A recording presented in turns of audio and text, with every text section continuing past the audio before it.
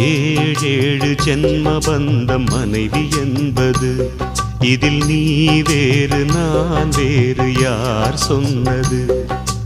கல்யாணமே ஒரு தெய்வீகமே, சம்சாரமே அதன் சந்தோஷமே, ஒரு வான் நிலவும் பிரிந்து வாழுமா? ஏழேழு ஜென்ம பந்தம் மனைவி என்பது, இதில் நீ வேறு நான் வேறு யார் சொன்னது?